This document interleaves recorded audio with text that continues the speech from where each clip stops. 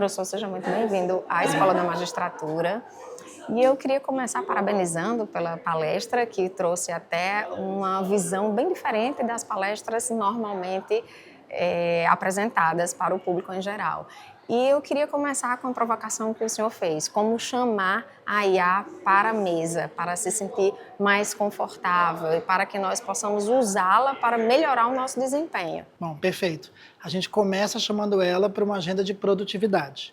A gente vai pegar as atividades que a gente já faz com excelência, mas quer fazer mais rápido. E aí eu vou conseguir avaliar se ela está sendo mais rápida e também está sendo assertiva na tarefa que eu estou passando para ela. Depois eu vou para uma agenda de geração de conhecimento.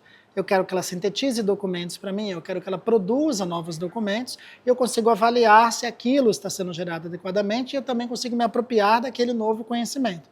Até que eu chego com conhecimentos e novas habilidades que eu vou adquirir. Então, acho que o importante é convidá-la para a mesa, né, antes que ela venha por conta própria, né, e a gente ir fazendo essa agenda de jornada, que nasce em produtividade e vai parar em conhecimento. E quando o senhor fala em gerar conhecimento, o senhor traz uma questão muito importante. É preciso saber perguntar à IA para que a gente possa ter esse melhor resultado e como também confiar nesses resultados. Qual o momento de desconfiar ou de duvidar ou de trazer mais questionamentos para a IA? Bom, no caso da IA generativa, que produz, sintetiza novos textos, a revisão humana ela é primordial. Independente se eu estou confiante ou não, o papel do ser humano ele tem que ir ali para supervisionar, revisar o output da IA. Né? O que a gente tem que fazer agora é o seguinte: quando eu passo essa pergunta correta, que é o que a gente chama de prompt, é entender que eu preciso dar o maior contexto possível. Caracterizar uma persona para a IA, né? Informar qual é o domínio de conhecimento que você está se apropriando, passar exemplos para ela de decisões do passado ou atitudes que foram feitas no passado, para que ela possa entender melhor o contexto e produzir a resposta. Independente disso, a resposta produzida precisa ser avaliada. E somente com o tempo a gente vai aprendendo os dois lados, a IA e a gente, aí sabendo o quão adequada ela é para a situação que a gente está querendo incorporá-la. E aí, nesse bate-bola, nesse conhecimento, vem a questão dos vieses. Como é que a gente pode trabalhar e se assegurar, se proteger um pouquinho dessas respostas que possam ser enviesadas, por exemplo? Perfeito. Acho que o primeiro passo é reconhecer que não existe nenhuma atividade humana isenta de viés. Então, naturalmente, isso vai ser refletido na inteligência artificial. O viés da IA generativa é com base nos dados com qual ela foi treinada. Então, saber que isso existe, tornar isso explícito é o primeiro passo.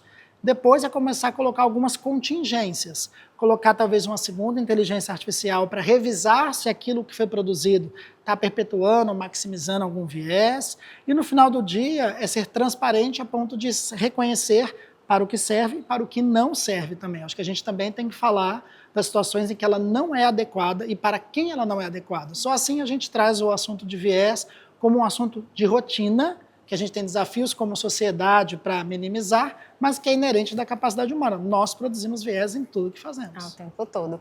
E quando a gente traz isso para o judiciário, professor, como é que a gente trabalha isso? Já que o judiciário traz questão de julgamentos, como é que a gente pode utilizar essa inteligência artificial para que ela não traga resultados e padrões repetitivos? O ser humano ele tem que estar no loop da incorporação da inteligência artificial, seja no prompt que ele faz, seja avaliando a resposta. Então a gente não pode esquecer que, na verdade, o trabalho humano ele aumenta, que é o trabalho agora de supervisão do que essa inteligência artificial vai fazer. A gente também não vai confiar cegamente nos primeiros resultados. É preciso ter um ambiente de experimentação, entender onde ela é adequada e onde ela não é adequada.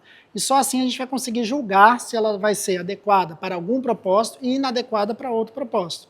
Então o que eu digo é, experimentar é o mantra agora de inteligência artificial. A gente não vai ter a bala de prata, a IA que vai resolver todos os problemas do judiciário, por exemplo, mas eu posso separar alguns problemas em específico, começar a experimentar essas ferramentas, aumentar a cognição das pessoas que vão avaliar esse resultado e aí sim mudar os meus processos para colocar e inserir ela no meu processo. O senhor trouxe até um exemplo de uma IA utilizada em Pernambuco, em relação a qual seria essa ferramenta mais segura, a ferramenta que pudesse ser anonimizada, que nós pudéssemos ter maior proteção daqueles dados que estão sendo alimentados e gerados. Perfeito.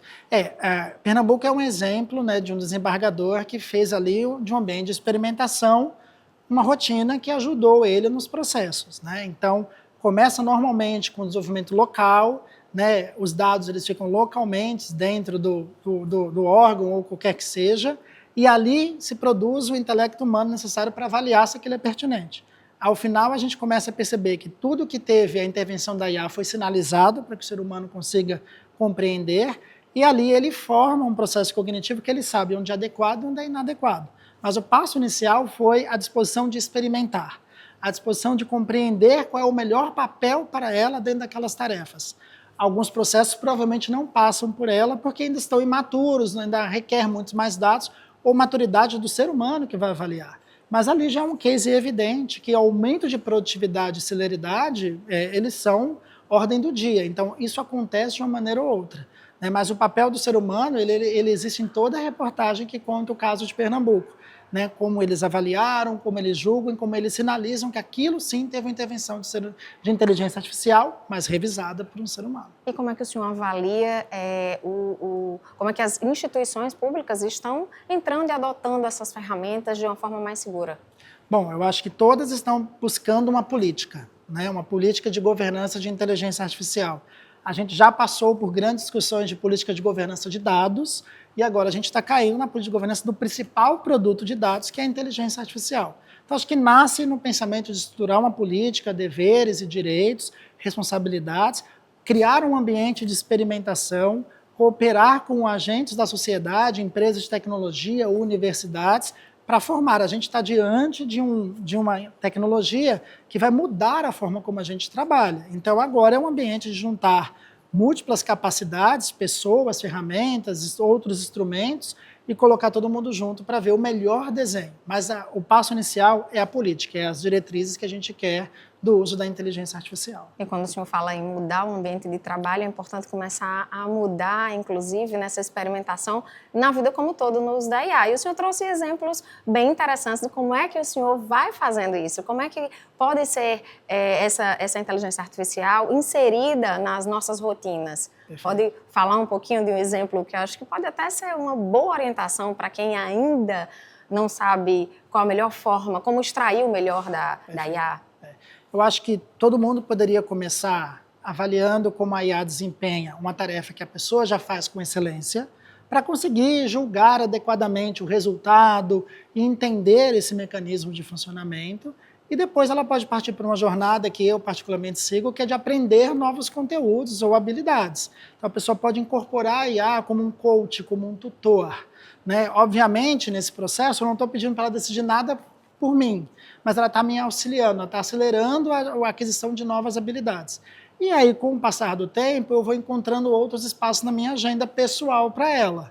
Né? Ela pode me ajudar em estilo de vida, ela pode me ajudar em algumas decisões de planejamento financeiro, mas eu comecei passando algo muito seguro para eu ter capacidade de avaliar e depois fui explorar um caminho de adquirir novas habilidades. Então, hoje, ela me ajuda a adquirir outras habilidades que eu iria adquirir de outra forma, só que muito mais rápido.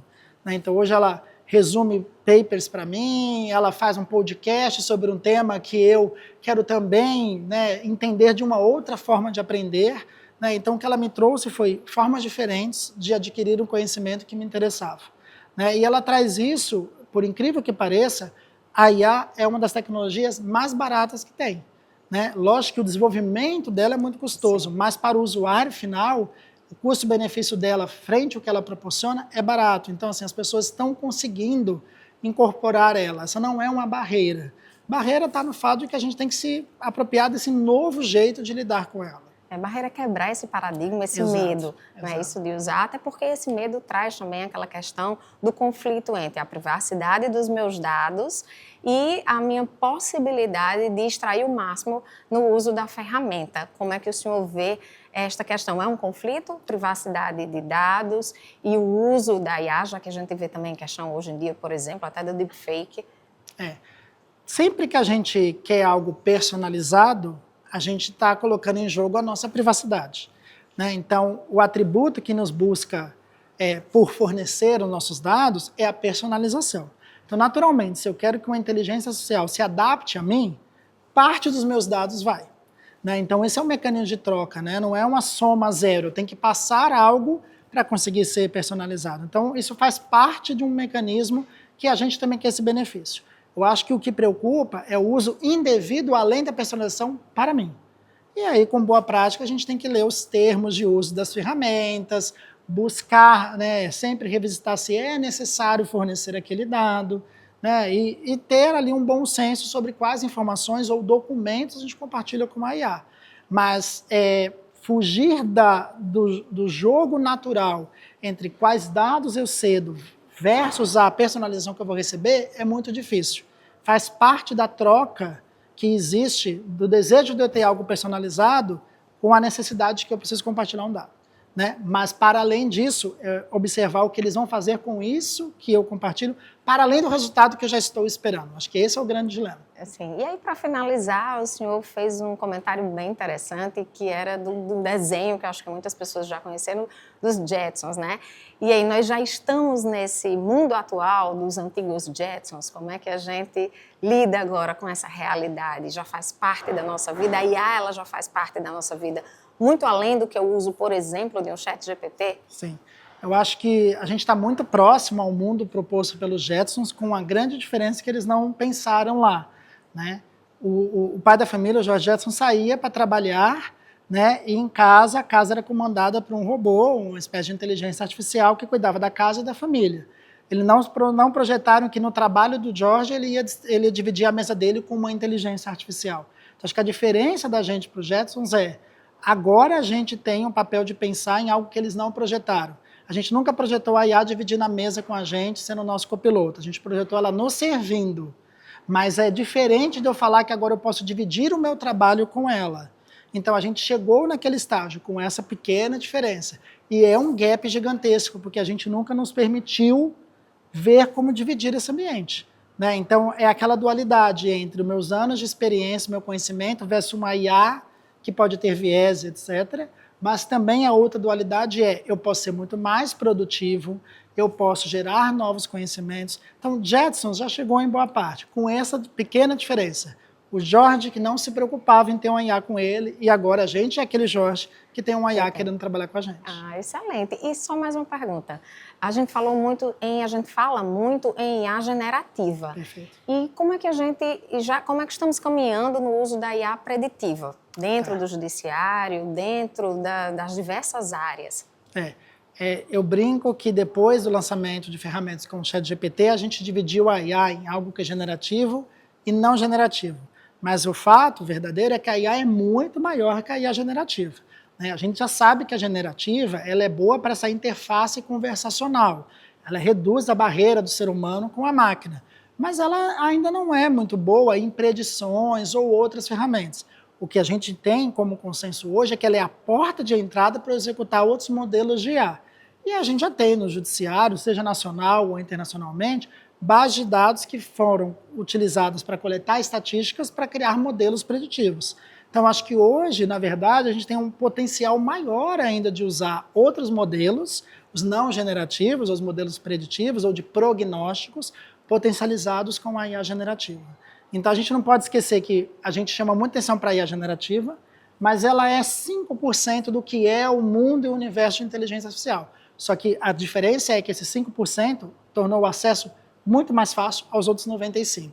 Então, na prática, agora a gente tem um excelente potencial para trazer todas as outras técnicas que já têm os pós e contras bem avaliados, que já sabemos onde funciona e onde não funciona, para o dia a dia do judiciário. E começarmos a trabalhar com uma segurança e com mais ética nesse caminho, não é? Com certeza.